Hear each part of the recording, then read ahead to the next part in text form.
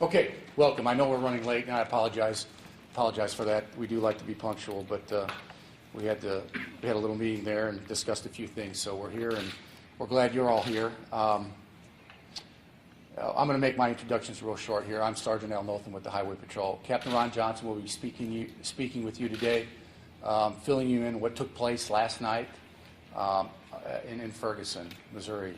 With us is Lieutenant Colonel Gregory from St. Louis County Police Department, Chief Sam Dotson from St. Louis City PD, and Major Brent Johnson with the Missouri State Highway Patrol. So I'm going to turn the time over to Ron Johnson right now.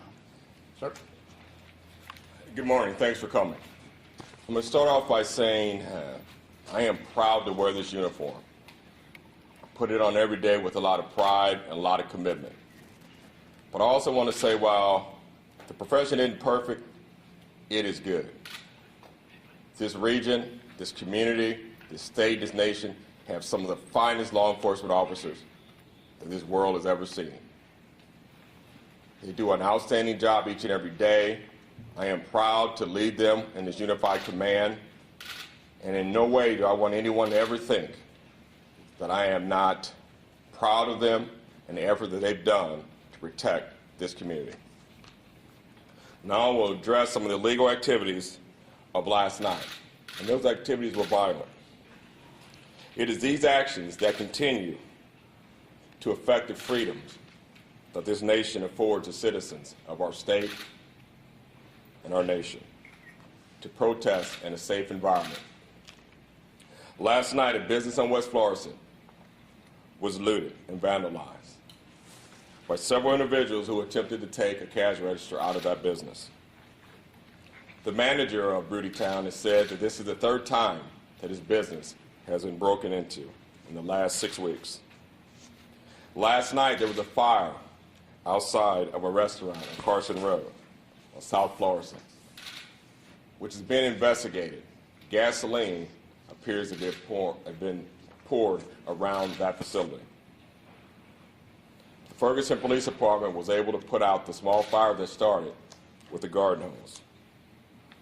At around 12:15 this morning, unpeaceful individuals began to flash lights in the eyes of law enforcement, began to shout threatening remarks that they continued through the night about shooting police, burning down the town.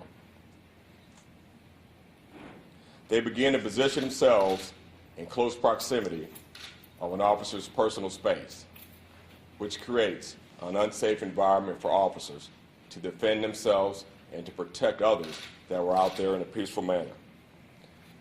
At that time, a decision was made to disperse the crowd. The crowd became to throw bottles, throw rocks, and other items at police. 2 St. Louis County police officers were injured. 1 was struck just centimeters below his eyeball, who could have awakened this morning blind by the rock that hit him. This behavior will not be tolerated. The safety of the officers and individuals within our community will be maintained. Near the Campfield Apartments, as officers attempted to disperse the crowd, individuals shot at police officers as they were unprotected. The police officers had their bulletproof vests on last night, but a lot of the equipment that has been targeted in the media and in the community has been too much, was not worn last night, which created an environment of unsafety for officers and their ability to go home and their ability to continue to protect this public. Last month, when I was assigned as a leadership part of the Unified Command, Governor Nixon told me to keep 2 things in mind as guideposts for everything that we would do: protecting speech and expression and protecting public safety. Everything that we have done in the past week in Ferguson have focused on those requirements. And these are the same essential requirements that everyone in the community should want. These will continue to be our guiding posts, but public safety officer safety, and the livelihood of the businesses that continue to let Ferguson grow and continue to let Ferguson live will be maintained. We will measure our response to ensure that that happens.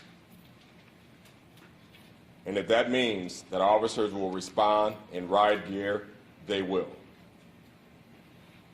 I will promise the spouses, the family members, and the kids that we will do everything to protect your loved ones who wear this uniform, your loved ones who do not wear this uniform who are out there in peaceful protest.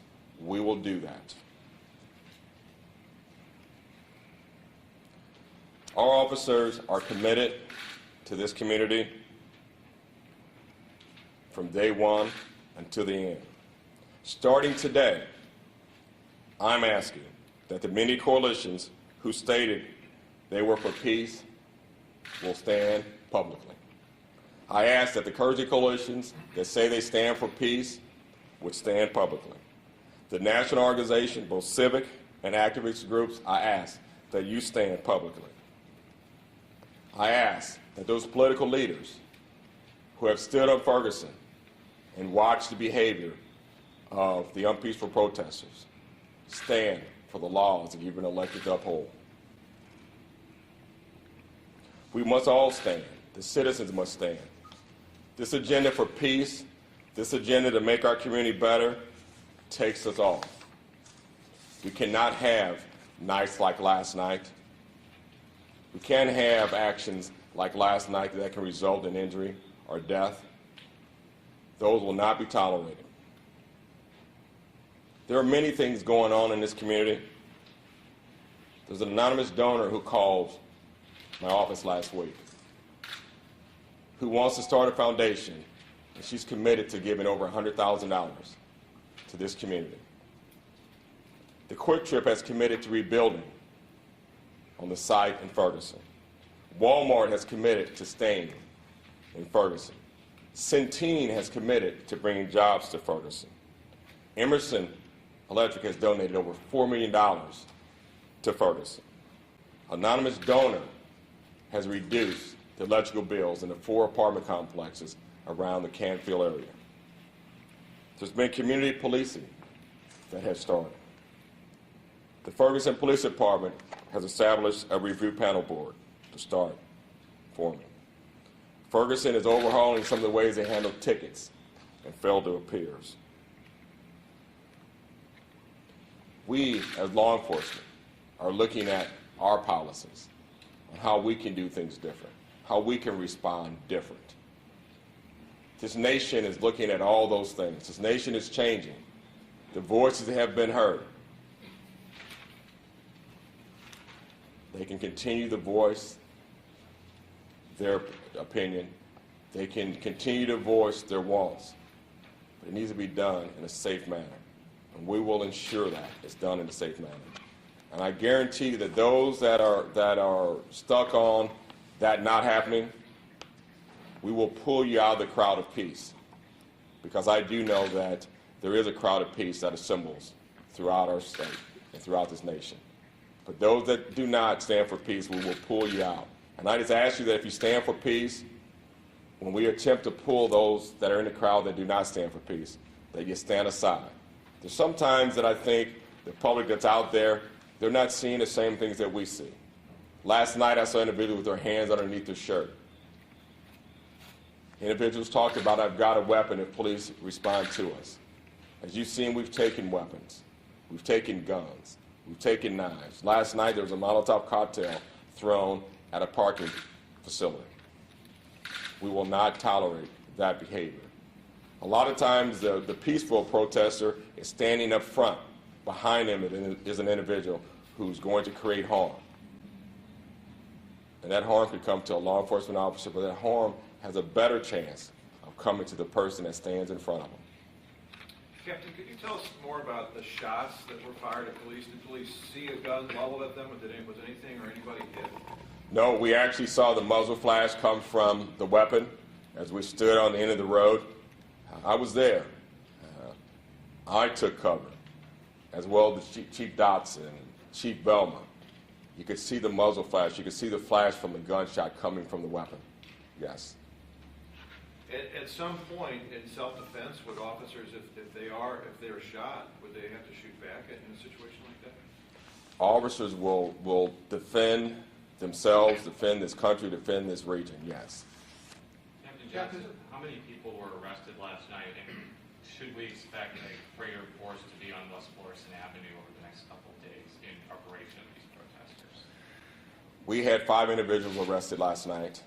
As I've said before in my press conferences, I take every day as a new day.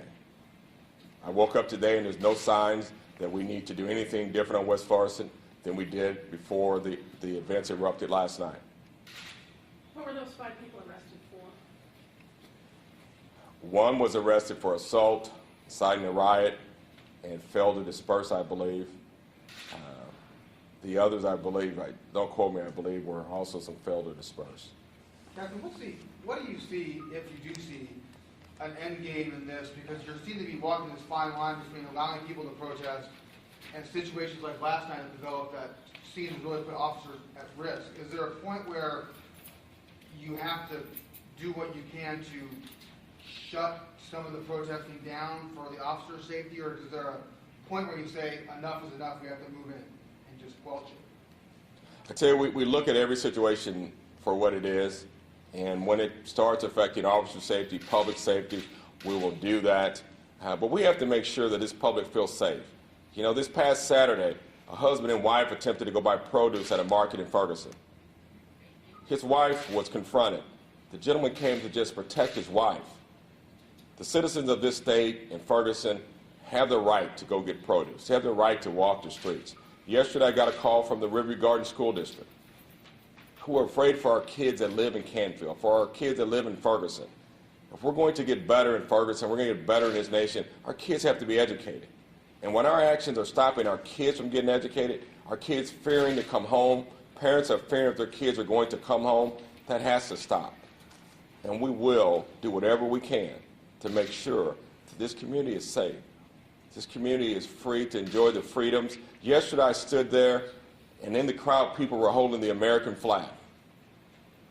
The actions of last night did not do justice to that American flag that we hold that stands for this country. But I can tell you that American flag will stand and blow strong in Missouri and across this nation.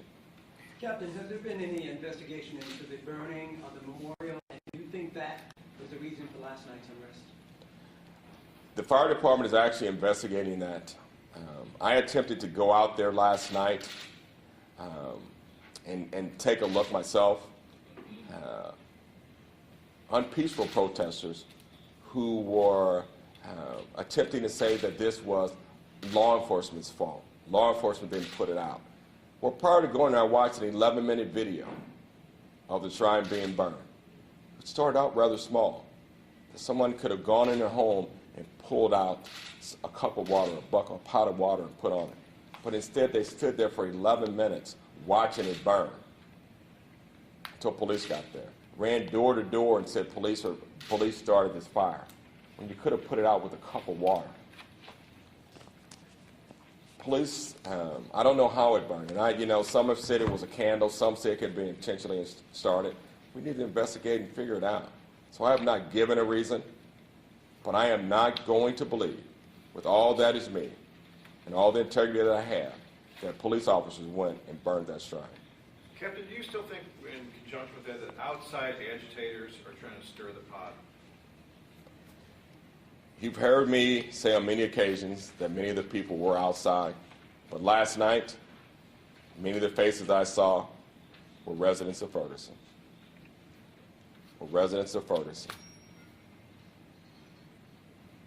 And I heard one individual say that we don't want any businesses. We're going to burn them down. And one individual said, how can we survive without business? Can you talk a little bit more about the riot here? Police did not have it last night, and whose decision was that? This situation happened suddenly. Officers responded, as we always do. We respond when there's a need. Someone said to me yesterday that law enforcement is not willing to risk their lives for this community? Well, last night was an example of that. Those officers came in the midst of fire, in the midst of turmoil, and didn't give it a second thought. And they responded. Cars were rocked, bottles were thrown, fires were set. Those officers stood tall. Can you talk about the protocol going forward? It's obviously been quiet for a couple of weeks, but after the activities last night, is State Highway Patrol kind of taking the lead again? Should anything else erupt? We continue to have a unified command. Myself, Chief Dodson, and Chief Belma continue to work in our unified command that the governor established, and we will continue to do that. As you saw last night, we all respond, no matter what time it is. We all respond in a unified way, and we make our decisions in that way. And actually, we lead each other. Our experiences are different, but we pull them together, and we listen. And I think that has allowed what has taken place so far. Remember, no lives have been lost. There have been some minor injuries. But we continue to do a job that we try to make it the best that we can do and the best for this nation, but we also know that we're continuing learning. And if we make a mistake, we'll say that we did. If we make a mistake, we'll do better. Captain, you said every day is a new day going forward, but given what you spoke about there in great detail about seeing these muzzle flashes come at you and police clearly being shot at, is there not a thought of placing more security there, like the command post setup that was there for a while, at the ready tonight going forward until you feel it's under control, or these situations that just develop so quickly that you can't anticipate them? Well, as you know, I always have a plan. This unified command has a plan. And I just want this community to know that we have a plan to make it safe. Just to be clear, was it the fire at the memorial that set off the incident last night? Or is it not known what's up? It could have. I'm not going to say anything in concrete. It could have. But I can tell you that, and I talked to an individual from one of the coalitions today, and he talked about that the situation here has taken a path that is undefined, is unclear to even those that are in the coalitions, even those that are here protesting. And last night, some of the rhetoric that I heard had nothing to do, it was an individual agenda. It was about hate, just about violence. It was about looting, taking from another. Those businesses along West Ferguson are small business owners. It's about taking from another. So the reason sometimes is hard to see. Because when I talk to some of the coalitions, they say this is not what we stand for. This is not what we want. We're not supporting that. And that's why I'm asking him to stand up and say that in public. Say that in public. But I would also say that while we saw what we saw last night, those crowds are smaller. Those crowds are smaller. There are individuals in those crowds that are telling the people, this is wrong.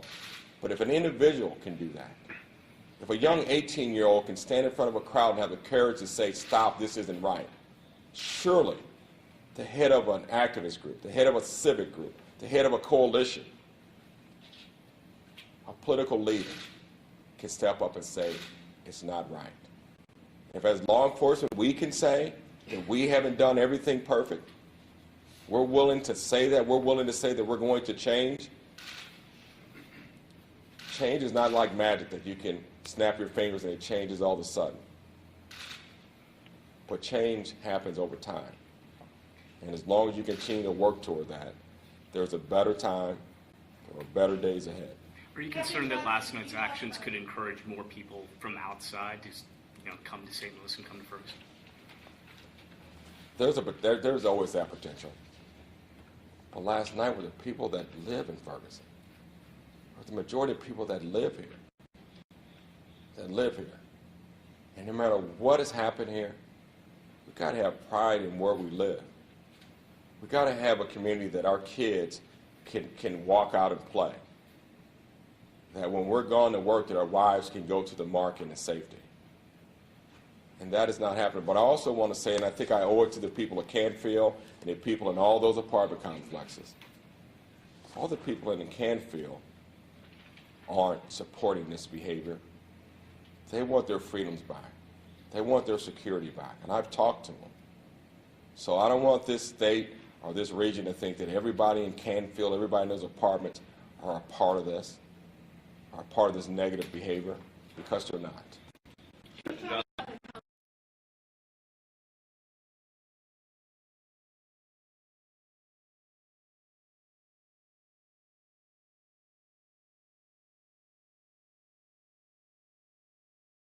It was just below the eye. My eye began to swell. What was the police reaction once that happened? The police reaction after that was the same. It was calm. It was calm, but if you look at their faces, we're out here trying to protect the community. We have to protect the community, and do we deserve this? When shots were fired, you know, we're brave men and women. But that's fear. That's fear. Because now you realize that that could have been the time that I don't get to go home. That the time that I don't get to go home. You mentioned the lack of riot gear, potentially putting some of the officers at risk. Given the injuries, is that part of your plan going forward? Are you going to up any of that gear or security? You may see a increase in the gear that the officers have on. Because if they're unsafe, if they can't do their job, they can't protect you and you as the public. Captain Johnson, were any of the officers out there in Ferguson wearing body cameras, and what is being done with that video, if they were? I cannot answer that. Did you see any body cameras? I did not, so I can't answer that. The only department that actually has those body cameras at this point that had them was the Ferguson Police Department. You know, St. Louis County is looking at that. Our officers have cameras in their vehicles, and so I don't know if they did or not. It is something like we can check on and get back with you. Okay, 2 more questions, guys. We're going to have to call. Kevin, how many people do you figure were out there in the group of these unpeaceful protesters that you thought were really the root of this challenge last night? Do you have a ballpark? Are we talking a couple hundred? Are we talking just dozens? Or what are we looking at? I tell you, there was probably about 100, 150, but in that 150, they all weren't unpeaceful. There were hundreds of others that were across the street that never came across. And so I'm really talking about that 100 or so that were there in front of us. But there were another 100 or so that just were across the street. But now and then some would walk back and some wouldn't. But I can tell you that some left when they heard the behavior that was going on. Are the protesters emotionally prepared to handle the potential news from the grand jury and Eric Holder that Officer Darren Wilson carried out a justified shooting in self-defense? And what can be done to help them prepare to accept that if that is the news that's coming? The mind of the protesters and what they're prepared for, I don't know. I know right now we have an angry frustration over things, over a multitude of things. That part I have no answer to answer, but I do know that we've been meeting with groups, that are groups within the neighborhood and trying to get that understanding. But I also know that we have a justice system. It's a justice system that guides our nation and guides us. So we'll just have to see what that justice system tells us and how they guide us.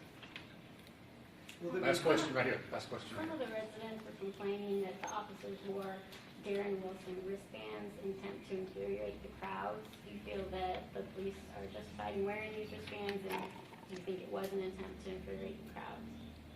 I think that that was not a statement of law enforcement. That wearing of that was an individual statement. I do expect that our officers, this unified command, and all those that respond in a professional manner. And that when we wear this uniform, we understand that we've got a professional standard that we must adhere to. So do you agree with them wearing them? I mean, would you disagree with them wearing them? I'd say we will have conversation with those agencies after this meeting. Will there be heightened security tonight on West Florissant? Police presence? Like I told the young lady here a second ago, we will look at today for what it is. I don't think it's fair for us to go out and show an extreme law enforcement presence when no one's done anything. I don't think it's fair that our kids ride home in a school bus and they see that for no reason. And so, once again, we look at every day as a new day and we respond accordingly. Okay, thank you. Thank you very much. We appreciate your attending. Thanks.